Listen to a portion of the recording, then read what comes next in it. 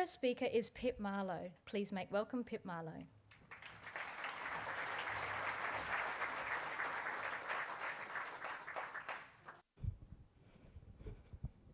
Good morning. How's everybody? Thanks for that. I really enjoyed actually listening to both Danielle and the professor. And in fact, the VC almost did my speech because he talked about not even knowing what they were doing when he started the program, which is, like most innovators, you don't get that level of knowledge at the start. You're taking a bet and trying something new. So I loved hearing about the level of innovation and the risk-taking that's been in the program. So what I'm going to do today is I'm going to start by not providing you a free Coke. I'm just not that talented. But I'm going to take you back in time a little bit. I want you to imagine that you're a student on campus in 1980.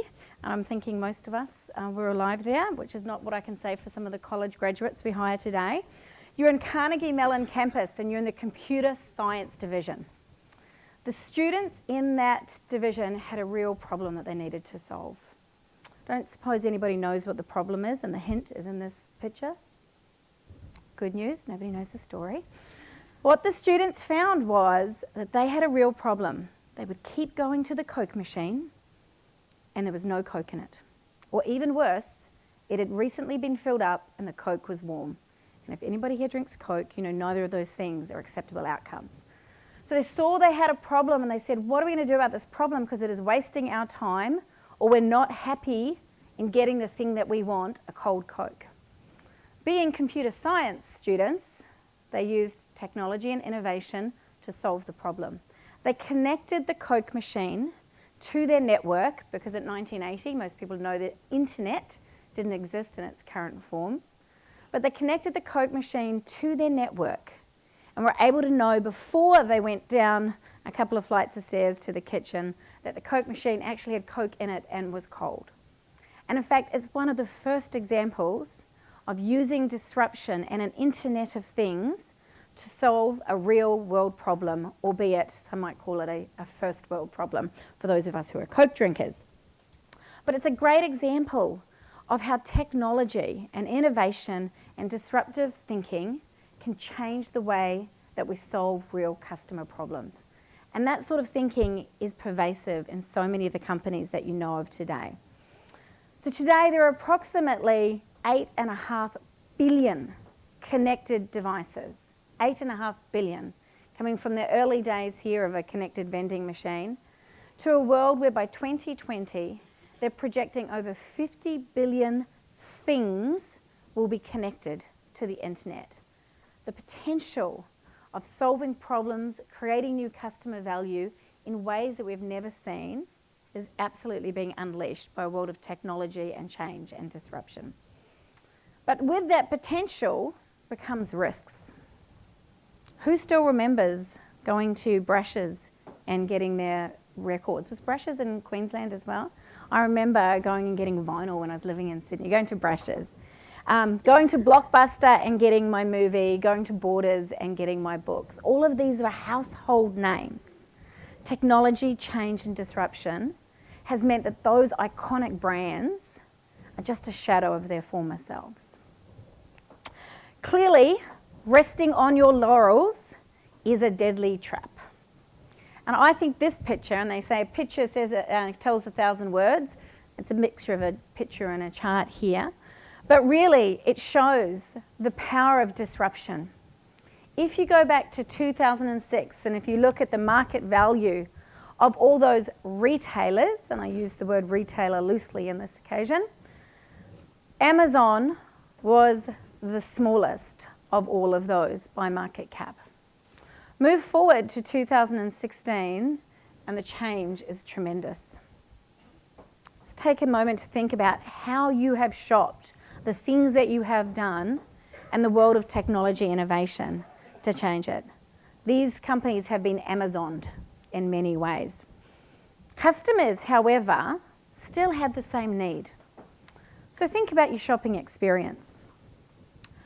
I want to go and get a pair of shoes, a power saw, a book, or let me not use book actually, or maybe I should.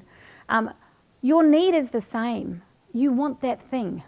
You want the shoes, you want the storage containers you're buying, whatever the thing is that you are acquiring, that need has not changed.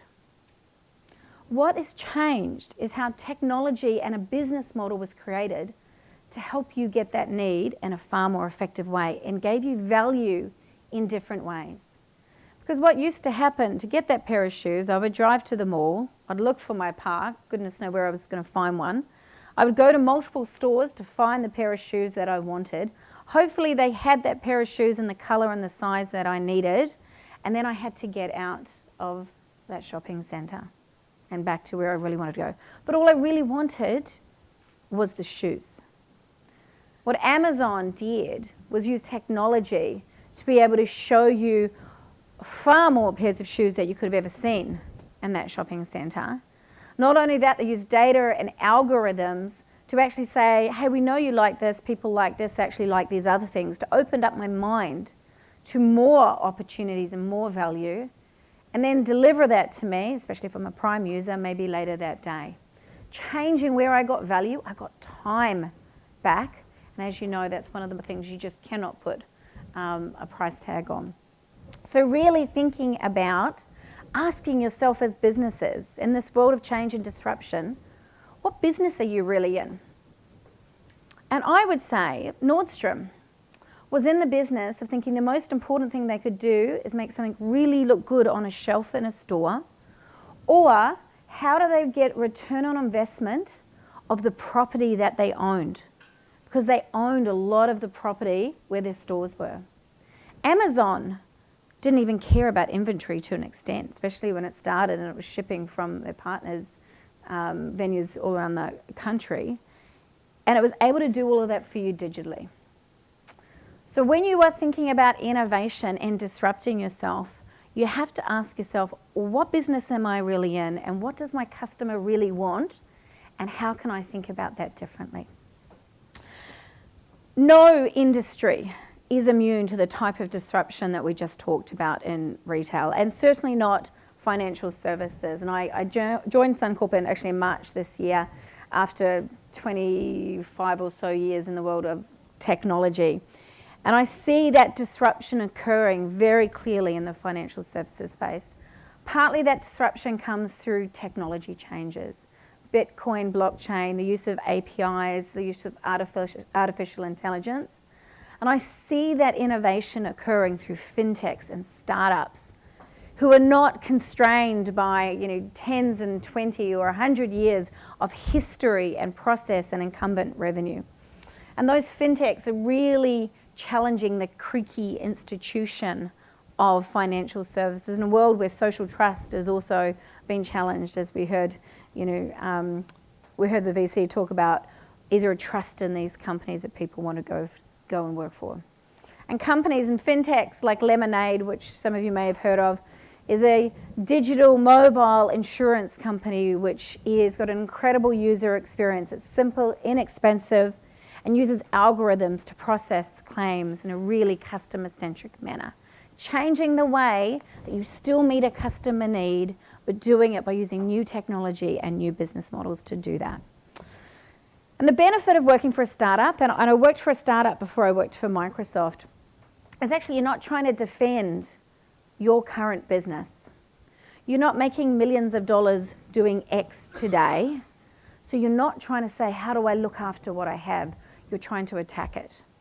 You're saying, I don't care about how, the business that exists today, and that's what makes it hard for incumbents. It's the incumbent dilemma.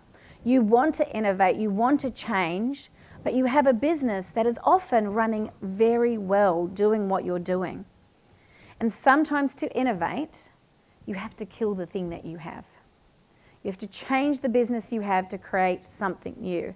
And a company that I think has done an incredible job around that is actually Netflix. A company who came in and certainly disrupted Blockbuster, gave you time back by not having to go to the video store, but in their first instance, if you're an early Netflix user, you gave them a list of movies you wanted to get, and they would send you the DVDs to your home. So they gave you, in their first instance, they moved the value to be time back. And they also, in the case of my world, stopped me paying a lot of money in late fees which was a pain point that I would go and I saw the kids hadn't taken something back or the husband hadn't taken something back and I was paying $50 for late fees. So they removed that pain, but then they disrupted their own business model. And they said, what could hurt us? What could risk our business and change our business like we changed Blockbusters? And that was really about the internet and the ability to now stream. So they killed their business of sending you a DVD and they created a new business that was a streaming business. And now more recently, they've said, what could hurt us again?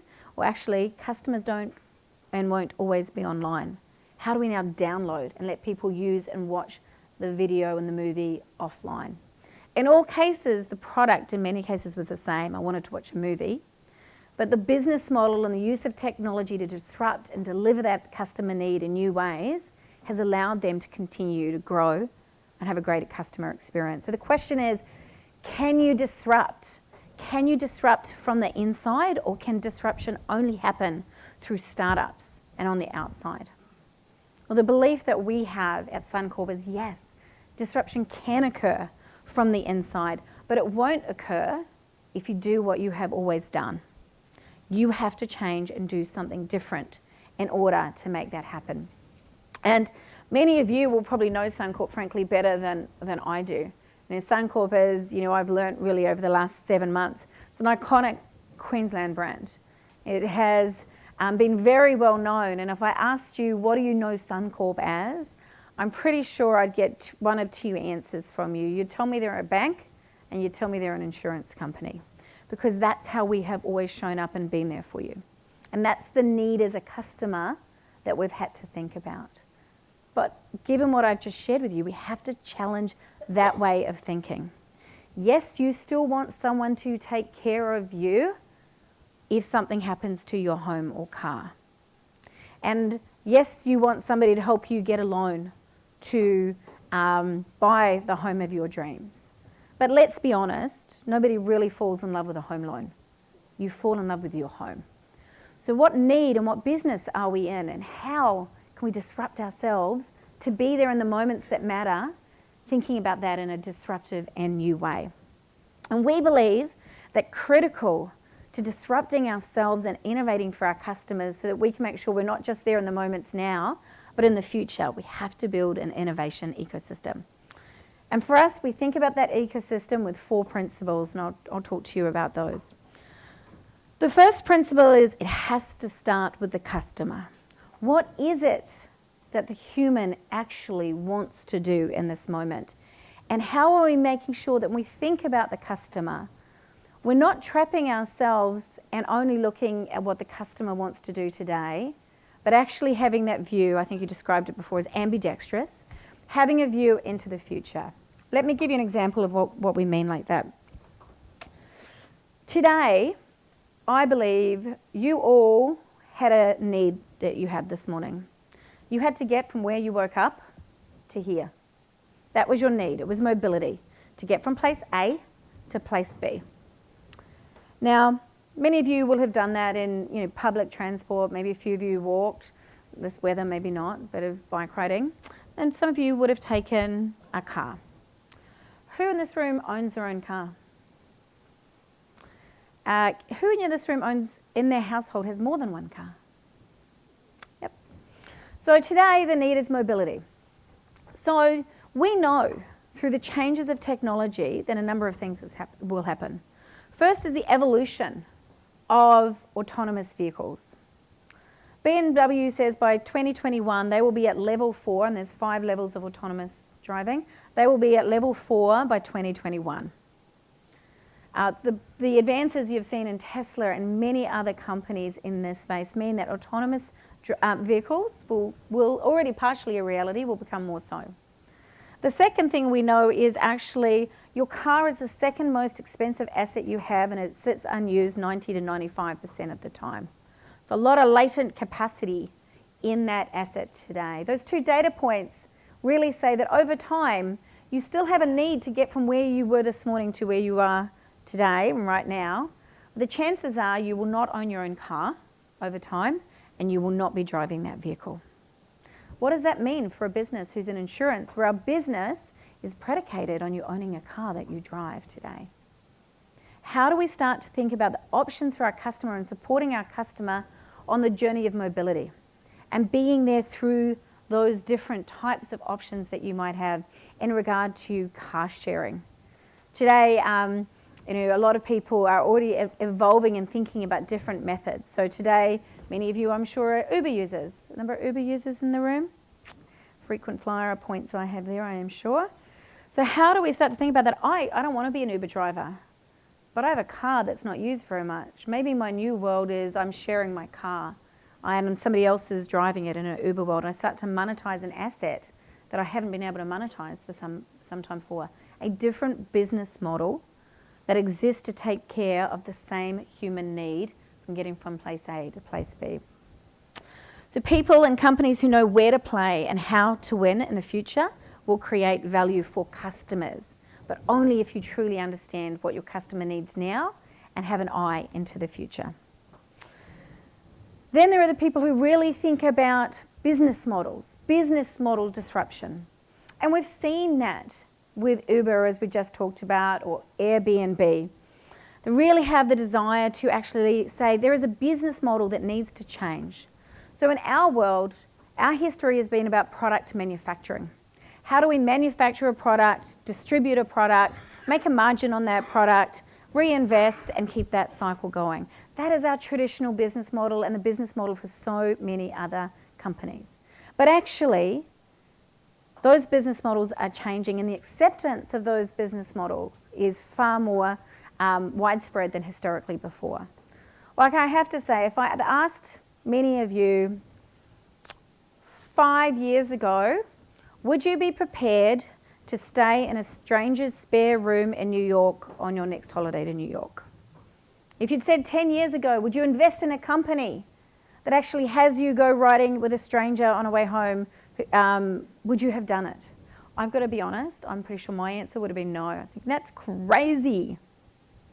And if you ever hear the founders of Airbnb talk, they say when they pitch their ideas to people, half of the people, at least half of the people who they spoke to said, you guys are crazy, nobody is ever going to want to do this. My experience is founders have a little bit of crazy.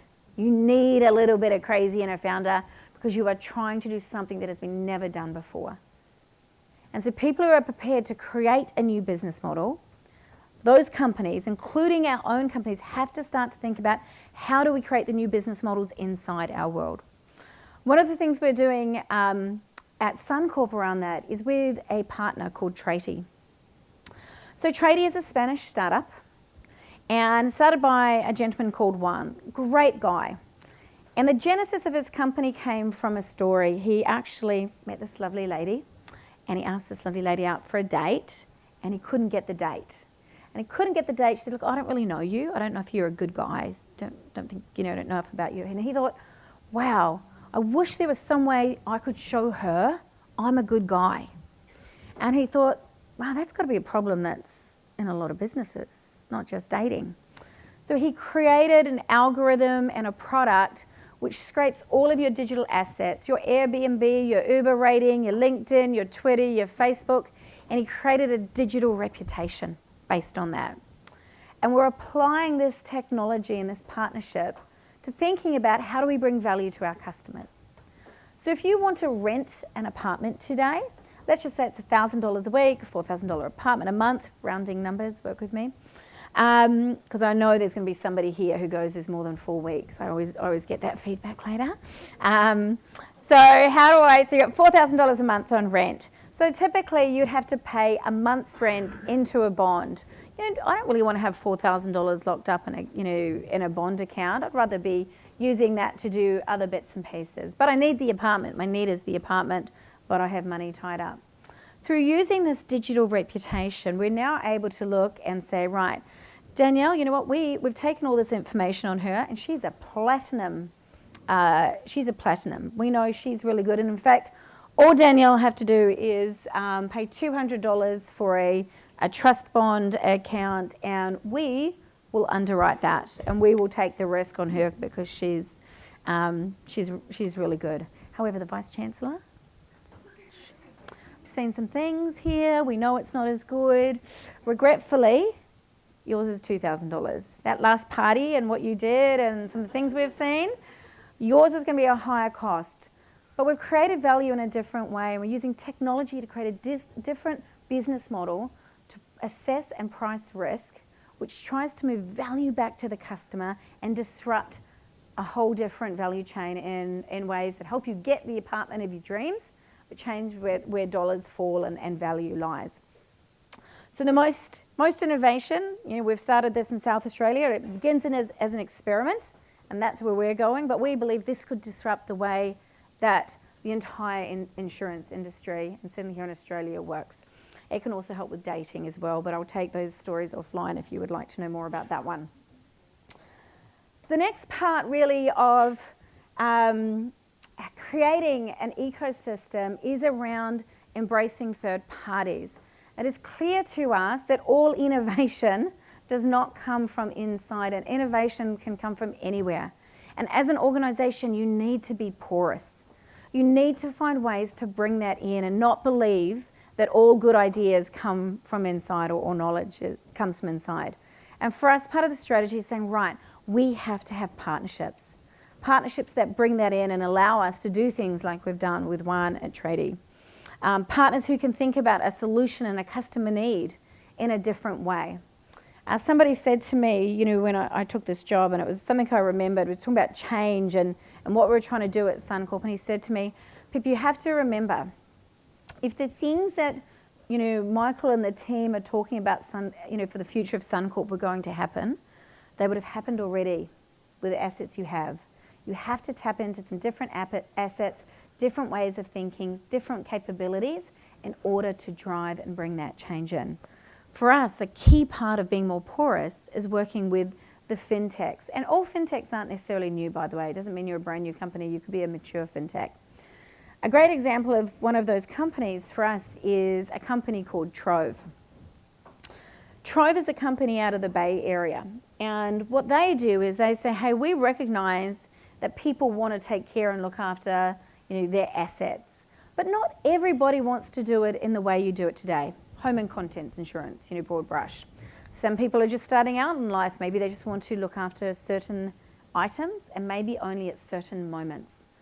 So what Trove created was a single item cover, micro duration insurance model. And what that means is, to sort of make it real, let's just say you're a bicyclist and you've got your bike and you're going on holiday, interstate to go in some bike race, and you don't have insurance, you don't have insurance for that product. You can, on a full digital mobile-only platform, launch your app, insure the thing you care about, in this case your bike, and for the 2 weeks that you're going away. So it's an on-demand, on-consumption, mobile digital solution which helps you do the thing that you care about in the way that you care about. Not the way that traditional institutions have always insured. Take your policy out for a year and look at it like this. Really starting to think about different ways of doing that.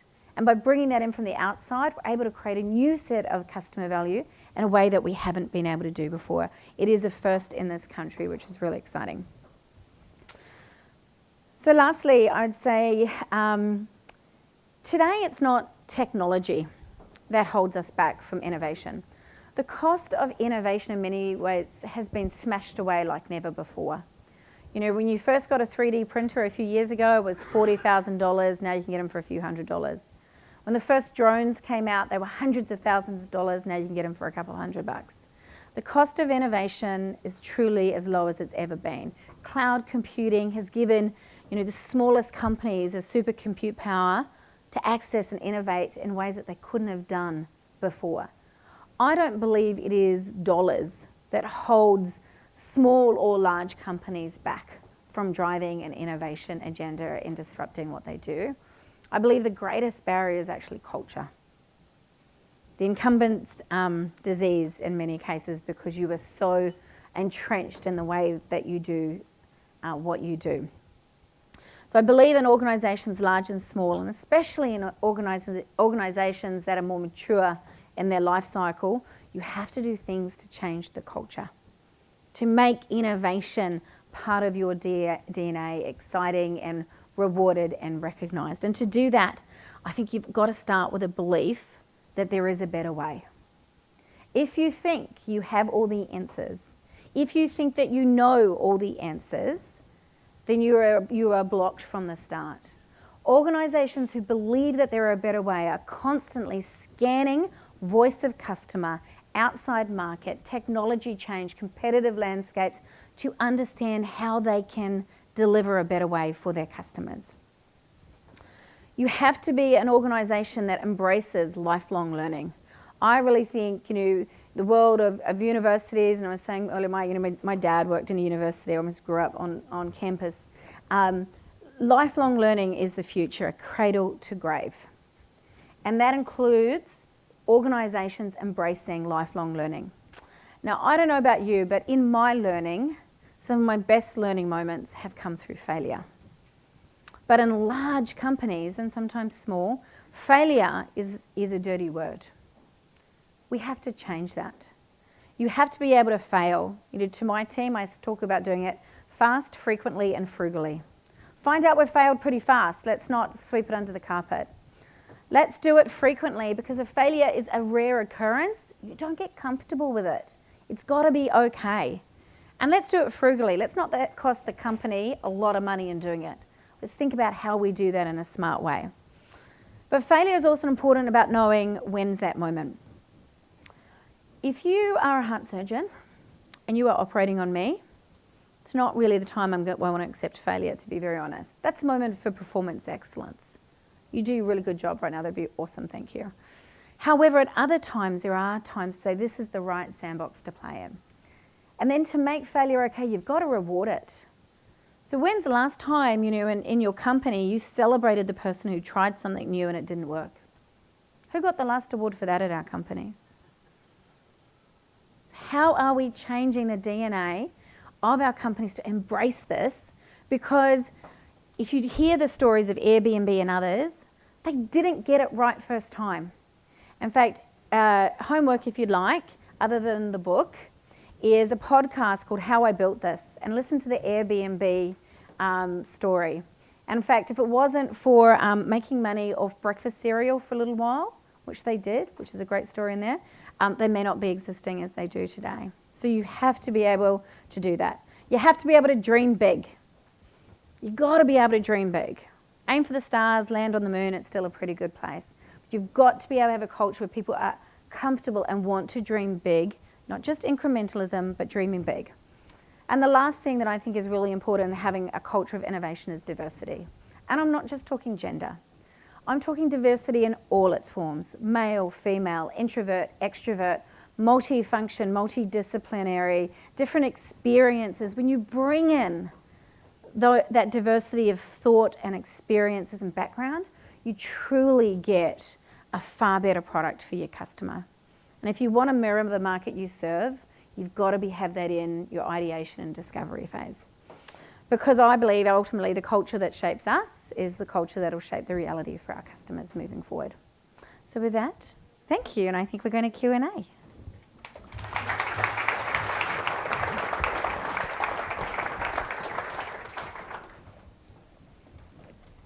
Come sit with me. My imaginary friends here. Look, thanks Pip, for opening up the conversation today with so many insights around building an innovation ecosystem. But let's start with you. You made the move from technology to the financial services sector. Mm-hmm. What was attractive about Suncorp to you? Well, I got an insurance discount on all my products, which I thought was great. No, seriously. I'd been at Microsoft for 21 years, and I just had the best experience. I loved it. It was an amazing company to work for. I had some of my best work experiences there and some of my toughest, and just an amazing team. So I was living in a great place, but I was a little bit comfortable. After 21 years, I felt a little bit comfortable. I don't know about you. I often talk to people about career, and I say, take a risk, be bold. And I felt I wasn't anymore. And so I said, okay, well, where do I want to go? What's next for me? And there were two big things that I was looking for. One, I wanted to work for an Australian company. I'd never done it. I wanted to be at the centre of gravity. And as much as I loved working at Microsoft, I wasn't making the investment decisions around, Windows or Office or cloud. Those were happening at the centre. So I wanted to sit at a leadership team and that made those decisions. And I wanted to work for a company who wanted to transform. I'd been through experiences at Microsoft where we'd done some really great transformation and where we'd missed it. I mean, I don't even want to ask who's got a Windows phone here, because I know, or even a Nokia. So I'd seen great transformation in areas we'd missed at Microsoft. I thought, right, I want a company who wants to go on that transformation journey in Australia. And then I started looking around and ultimately met Michael and heard the vision that he had for really trying to change from being just a bank and an insurer to transforming how we're there more broadly in those moments and delivering that, and how he believed that it would come through partners, not just his own business. I thought, I get that. I like that. I want to be part of that story. And it's been an exciting week for you. You now have an expanded role. And before I hand to the audience for your questions, tell us, what are some of the immediate challenges or priorities for you as you step into this new role? So I originally came in to look after strategic innovation, the ecosystem that we would partner with to bring innovation in from the outside. So last week I took on 2 additional divisions, which is all of our customer strategy and all of our distribution strategy. So ultimately it is really to land what we've talked about in the market, is our whole marketplace strategy, to bring together all elements of that to one place, to make it easier for us to work internally and then deliver to our customers. So making sure that we don't drop any balls as part of that and keep momentum is really important. But I think the biggest challenge will be in bringing these things together is going back, I think, to some of the earlier comments you made, is it's easy to focus on the big rocks. When you're a large company and you've got quarterly accountability to the share market and everybody, it's easy to say, I've got to deliver that and trade off the long term. Because you go, okay, I can park that. What's one more quarter? But actually, if you look at decline of some large incumbents, the last 40% can happen really quickly. So there is no 40% company in some ways, because that's because you have to have the courage to keep that level of being ambidextrous in there. So making sure we continue to drive the customer outcomes, but also really accelerate that belief in changing and transformation and driving innovation. That's going to be the balancing act that's going to require me some additional thought processing power. So we do have some roving mics coming around. If you do have a question, raise your hand, and then if you can state your name and address your question to Pip. While I'm waiting for hands to raise, Pip, what's been your best failure since you've been at Suncorp? Okay, this is not to go on Twitter. Look, I think for me, part of it was, so I'd worked for a multinational for the last 21 years. And even though I was the MD of Microsoft, and you had a lot of freedom and flexibility, you were part of the machine, and head office produces something, and then it comes down, you catch it, you edit it, and you do it. So I think I must have been maybe a couple of months in to Suncorp, and I go, why am I not making any progress? Why have I just, I'm not getting where I want to get to? And then I sort of thought about, put the mirror up to my face. I think I was waiting for head office. And then I realised I was head office. I was like, I can't wait for other people and other parts of the business to do this. This is now the seat that I wanted to take. I'm in. I can't operate the same way anymore because actually the environment's different. And so I realised that I was my biggest problem, and I had to stop waiting for head office because it was different. So it was a bit of a self-awakening moment, I guess. That's a good learning to establish early on. Yeah. Now we have a question here near the front. I do. Sorry, it is on. My question was around... and your name, sorry, where are you from? I'm Novella from QUT. Hi, Novella. Science and Engineering faculty. And I have worked with Michael before. But my question was around getting to know your customer. And Suncorp is a larger organisation. For the smaller ones or those who can't afford to invest in lengthy or costly marketing exercises, what would you suggest? Yeah, I think the perception that people have to do expensive experimentation to know your customer is a fallacy. I don't believe in it. There are, look, I say I like to be a lifelong learner. I'm currently addicted to this podcast series, How I Built This. And one of the things I've learned through that is that you can do light experimentation. It's really had me think about it. The guys from Airbnb talk about basically standing up a quick website, and how they started testing their product is they found conferences in the US, and they stood up a website for that conference, which they did themselves, pretty cheap, and then did a bit of, viral sort of social marketing, getting it out to their network to see if people would really stay in a spare room while they were traveling about. That experimentation didn't cost tens of thousands of dollars. Then what they did was, what they noticed as they ramped up a bit, most of their customers were in New York. So they went and they spent time with the hosts and their customers. They went to the host's home and started asking the hosts about the experience, and then actually they realized some of the customer feedback was the pictures of those homes, they don't look very nice.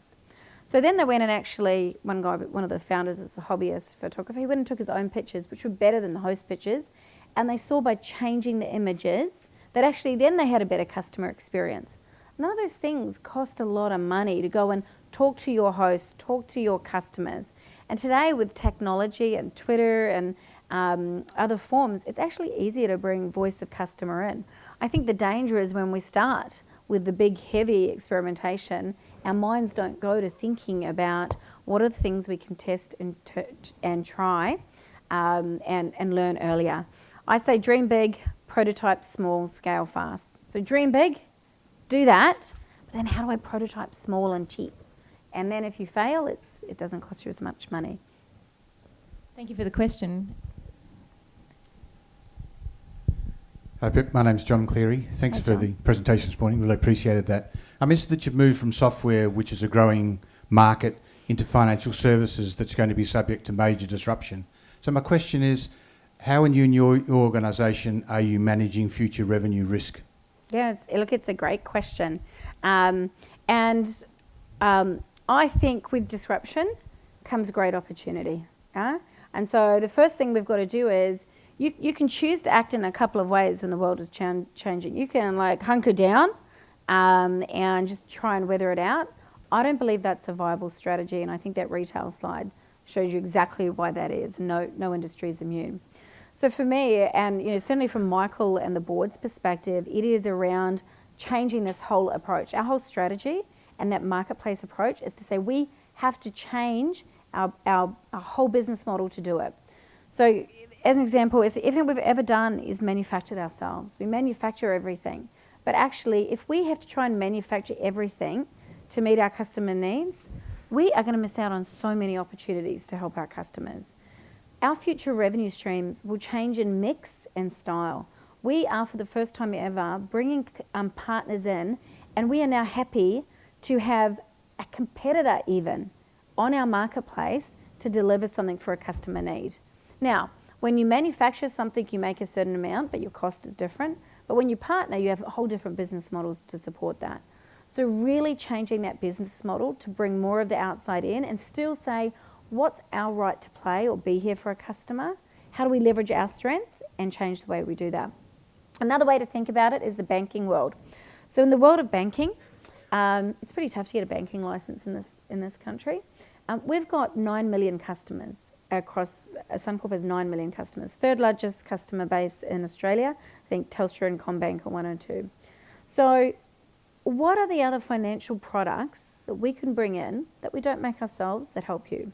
So for example, today, I think a lot of the big banks have big revenue streams which are predicated on the fact that they're quite happy for you to take a credit card and make as much money, you pull up your interest, spend a lot of money, make money off your interest. What about if we decide that we want to bring in partners whose best products are around getting you out of debt? How do we bring in partners who have a different set of products? Because actually you still want to buy the thing you have and you may not have the money today, but how do we do it in a way that gets you to pay it off and meet your goals better and faster? We don't necessarily have all the product or the skills or the capabilities to do that, but there are a ton of fintechs out there trying to solve exactly that problem. Don't make them your competition, make them your partners, and that's part of our way of dealing with the shift and the risk that will come from a changing landscape, is bring that on and welcome it in because it's good for customers. We have another question ready to go. I might follow on from that point, Pip, while we're waiting for our next question. So in this changing marketplace, the way value is created and with whom is changing, but Definitely. the customer is at the centre. How is that value, or do you have any advice for us on how to share value when we're collaborating with other partners and, as you said, even competitors? So before you get into share value, you have to define it. So one of the questions, we try and ask ourselves when we're looking at product development or partnership choices, what value are you creating for a customer? Because if you can't define what value you're creating for a customer, if you just think it's a good thing, hey, we should do this or bundle this together, but if you can't articulate value creation, then it's hard to get to sharing value. Then the second thing on the other half of value creation is value capture. How are you going to capture value for your organisation? I think you've got to challenge yourself to do that in a different way. I think, is anybody here a cyclist? People here familiar with Strava? Everyone know Strava? Okay, some cyclists are. Strava's probably, sets the bar globally for the cycling community. So if you're a cyclist, you've got Strava, if you're king of the hill or queen of the hill. And what they did is they said, we're going to create value for our community. Before they even worried about what they're going to do to monetize it, and Michael taught me the story, I've got to give him credit for this. They created a community, and they did a great job building up a sense of community. And as cyclists, they love the data, they love the information, they love the community around it. Then once you build a community, you can start to capture value. You can start to say, well, hey, you've done 2,000 miles on your bike. Here's a discount for 10% at these 5 places, 4 bike places near you. And you start to monetize that because you're getting a referral and you do that. But you have created such a strong sense of value creation for the customer that you can start to think about different ways to capture that value later. But you have to, I think, sequencing is really important. If you start with how do I make money from this, then you dilute how am I creating value for the customer. So just put all your time and energy in creating and defining that value, because that monetizing it is so much easier once you've got it. Thank you very much, Pip. Unfortunately, we are out of time, so we will have to leave it there. Thank you so much for being with us today and for what you shared. I'm sure everyone in this room is going to watch closely to see the Suncorp marketplace evolve under your leadership. Thank you. Thank you.